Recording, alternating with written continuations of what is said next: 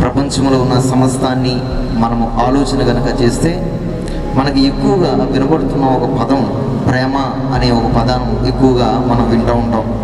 ప్రేమ అనే పదం, ఎక్కడైతే ప్రేమ ఉంటుందో ప్రేమ ఉన్న చోట శాంతి సమాధానాలు ఉంటాయి. జాతిపిత మహాత్మా గాంధీ ఒక స్టేట్మెంట్ ఇచ్చారు. ఆయన ఇచ్చిన ఒక అద్భుతమైన స్టేట్మెంట్ ఏంటంటే, where there is a love there is a life అని అంటాడు. ఎక్కడైతే ప్రేమ అనేది ఉంటుందో అక్కడ ఏముంటుందో తెలుసా? జీవం ఉంటుంది. ప్రేమ లేని చోట మరణం ఉంటుంది. ప్రేమ లేని చోట కక్షలు ఉంటాయి. ప్రేమ లేని చోట భయంకరమైన విపత్కరమైన పరిస్థితులు చోటు చేసుకుంటాయి. అయితే ఈరోజు సమాజంలో ఎక్కువగా మనం వినబడుతున్న ఈ ప్రేమ అనే పదాన్ని ఈ రాత్రి జాగ్రత్తగా మనం ఆలోచించేద్దాం. ప్రేమ అనేది మనకి ఎక్కడ కనిపిస్తుంది? మానవుల మధ్య ప్రేమ ఉంది. సాటి మనిషి ప్రేమిస్తూ ఉంటాడు. పక్షుల మధ్య ప్రేమ ఉంటుంది. ఒక పక్షి గుడ్లు కనుక పెడితే దాని గుడ్లను ఎంతో ప్రేమతో అది చూసుకుంటుంది. ఇతర పక్షుల నుంచి తన పిల్లలకి ఎలాంటి అభ్యంతరం కలగకుండా, ఎలాంటి ఆటంకం కలగకుండా చాలా జాగ్రత్త పడుతూ ఉంటుంది. అలాగే పశువుల మధ్య కూడా మనం పెంచుకునే డొమెస్టిక్ యానిమల్స్లో కూడా, పశువుల్లో కూడా మనం ఎంతగానో ఈ ప్రేమను చూస్తూ ఉంటాం. అయితే మనిషికి ప్రేమ అనేదానికి కొంతవరకు తెలుసు, కానీ ప్రేమ అనేదానికి సరైన నిర్వచనం దొరకాలి అంటే దేవుని దగ్గర మాత్రమే మనకు దొరుకుతుంది. ఎందుకంటే దేవుడు ఎవరో తెలుసండి? ప్రేమ స్వరూపి. దేవుడు ప్రేమించేవాడు. దేవుడు ఎంతగా మనల్ని ప్రేమించాడు, ఎంతగా ప్రేమిస్తున్నాడు, ఆయన ప్రేమ ఎంత అనే ఒక కొలమానం మనం వేయబోతూ ఉన్నాం.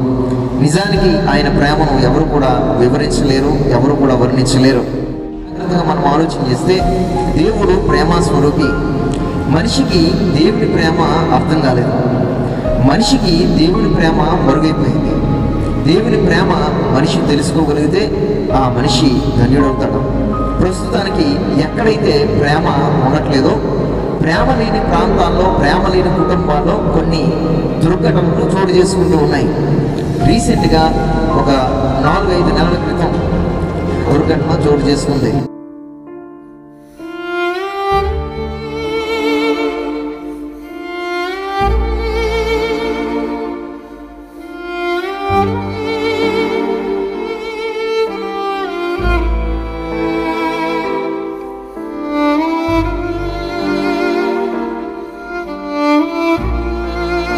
కొడుకే కన్న తల్లిని బస్ స్టాండ్కి తీసుకుని వచ్చి, నేను ఊరు తీసుకెళ్తాను అని అబద్ధం చెప్పి బస్ స్టాండ్లో విడిచిపెట్టి తన ఇంటికి వెళ్ళిపోయాడు.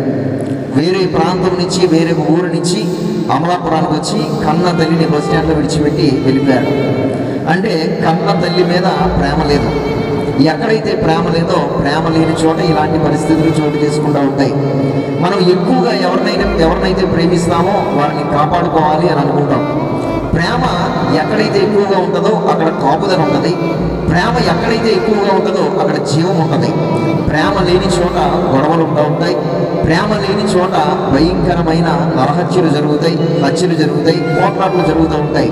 అయితే ఈరోజు ప్రేమ అనేది మనకి ఎక్కడెక్కడ కనబడుతూ ఉంటుంది, ఏ సందర్భాల్లో కనబడుతుంది అనేది ఆలోచన చేస్తే, ఈరోజు మనుషులుగా ఉన్న మనం, మానవులు ఉన్న మనం, మనల్ని అందరూ ప్రేమించకపోయినా ఎవరో ఒకరు ప్రేమించుకుంటా ఉంటారు. సమాజంలో జీవిస్తున్న మనం, ప్రాంతాల్లో బ్రతుకుతున్న మనం, గృహంలో బ్రతుకుతున్న మనల్ని బహుశా అందరూ ప్రేమించకపోవచ్చు, కానీ నీ కన్నతల్లో, నీ కన్న తండ్రో ఎవరొకరు నిన్ను ఎక్కువగా ప్రేమిస్తానే ఉంటారు. ఈరోజు మనిషిగా బ్రతుకుతున్న నిన్ను సమాజంలో ఎవరు పట్టించుకోవచ్చు, కానీ పట్టించుకునే వాళ్ళు ఎవరొకరు ఉంటారు. నువ్వు జాగ్రత్తగా గమనిస్తే అది నీ తల్లి కావచ్చు, నీ తండ్రి కావచ్చు, నీ అన్న కావచ్చు, నీ చెల్లి కావచ్చు, ఎవరైనా కావచ్చు. పట్టించుకునేవారు, మన పోషణ గురించి, మన ఆదరణ గురించి ఆలోచించేవారు ఉన్నారు, మనల్ని ప్రేమించేవారు ఉన్నారు. అంటే మానవుల మధ్య ఏం కనబడుతుందంటే కొద్దిపాటి ప్రేమ కనబడుతుంది. అయితే ఈరోజు తల్లి ప్రేమ మనకు తెలుసు, తండ్రి ప్రేమ మనకు తెలుసు, దేవుని ప్రేమ ఈరోజు మనిషికి తెలియట్లేదు.